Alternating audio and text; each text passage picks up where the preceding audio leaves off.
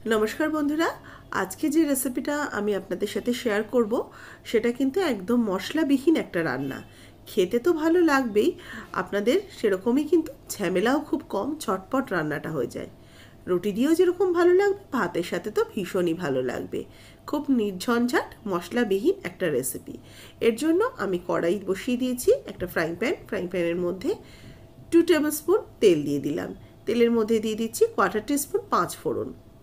এর সাথে দেবো একটা শুকনো লঙ্কা আর একটু তেজপাতা শুকনো লঙ্কা আর 5 ফোড়নকে কিছুক্ষণ ভেজে নেব।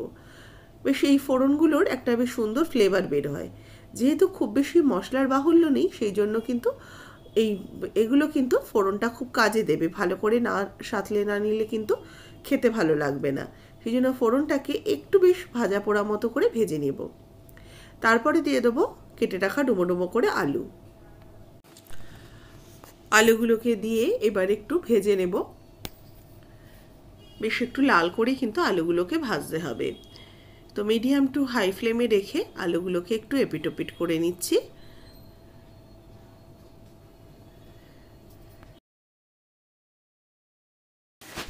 এবার একটু ঢাকা দিয়ে রেখে দেবো আলুটা যাতে বেশ সুন্দরভাবে ভাজা হয়ে যায়।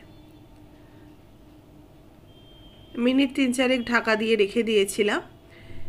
आलू किन्तु आस्ते आस्ते बेश एकटू भाजार रंग होते शुरू करेছে।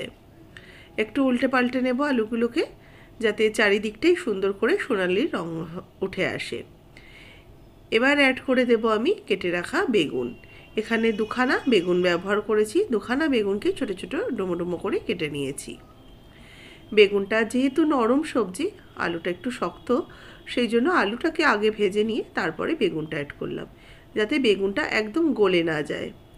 এবার বেগুনটা দিয়ে বেগুনটাকে ভালো করে একটু নাড়াচাড়া করে ভেজে নেব।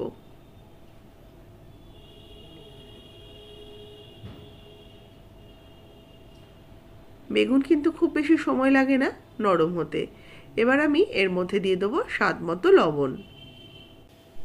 লবণটা দিয়ে ভালো করে আলু আর বেগুনের সাথে মিশিয়ে নিচ্ছি। খুব বেশিক্ষণ সময়ও লাগে না যেহেতু একদমই নরম একটা সবজি দিয়ে রান্না করা। বেগুনটাকে একটু ভালো করে ভেজে নেব লাল লাল করে। সেই জন্য বেগুনটাকে বেশ ভালো করে মিশিয়ে দিয়ে একটু ঢাকা চাপা দিয়ে রাখলাম। এবার একটা পেস্ট বানিয়ে নেব। তার জন্য নিয়েছি একটু পেঁয়াজ। এখানে কিন্তু একটা পেঁয়াজের অর্ধেক দিয়েছি, একটা গোটা পেঁয়াজও ব্যবহার করিনি। 1/2 ইঞ্চি টুকরো আদা, একটা টমেটোর হাফ টমেটো অ্যাড করলাম। এবার এটাকে ভালো করে পেস্ট করে নেব। পেঁয়াজ আদা আর টমেটো এই হচ্ছে মশলা। এর মধ্যে কিন্তু অন্য কোনো গুঁড়ো মশলার ব্যবহার করব না। এবার দেখুন আলু আর বেগুনটা বেশ অনেকটা ভাজা ভাজা হয়ে গেছে।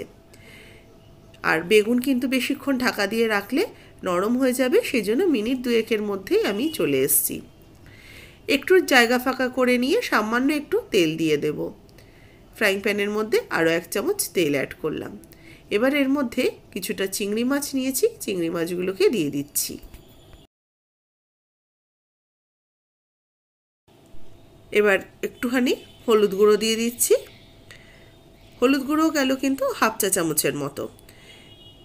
এবার ভালো করে চিংড়ি মাছটার সাথে একটু প্রথমে একটু ভাজা ভাজা করে নিয়ে তারপরে সমস্ত সবজির সাথে এটাকে মিশিয়ে নেব। চিংড়ি মাছটাকে একটু তেলের মধ্যে সাঁতলে নিলে চিংড়ি মাছের যে সুন্দর ফ্লেভারটা সেটা তেলে চলে আসে। তারপরে কিন্তু সুন্দরভাবে মশলাটা মেশালে পরে কিন্তু মানে সবজিটার মধ্যে খুব সুন্দর একটা ফ্লেভার চলে আসে। চিংড়ি মাছ যে পড়েছে তার তো একটা সুন্দর ফ্লেভার রয়েছে, সেটা যেন না ভাজলে আসবে না। সেই জন্য একটুখানি মধ্যখানে তেল দিয়ে অল্প একটু সাঁতলে নিলাম। এবার চিংড়ি মাছ দিয়ে বেগুন আলুটাকে ভালো করে মিশিয়ে নেব।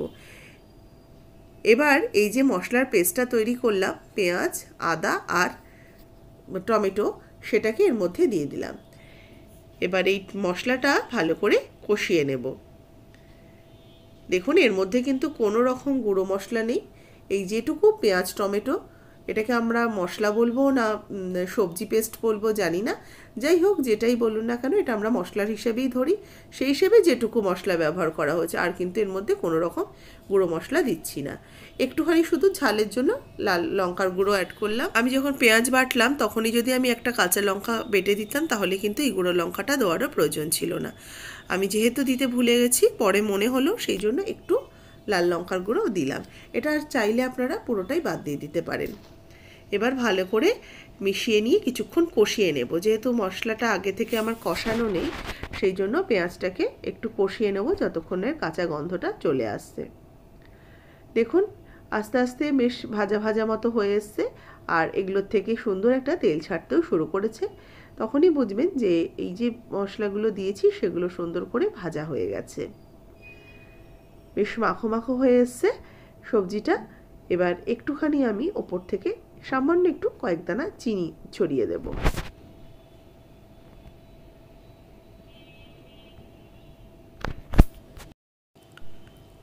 একটু চিনি ওপর থেকে দিয়ে দিলাম।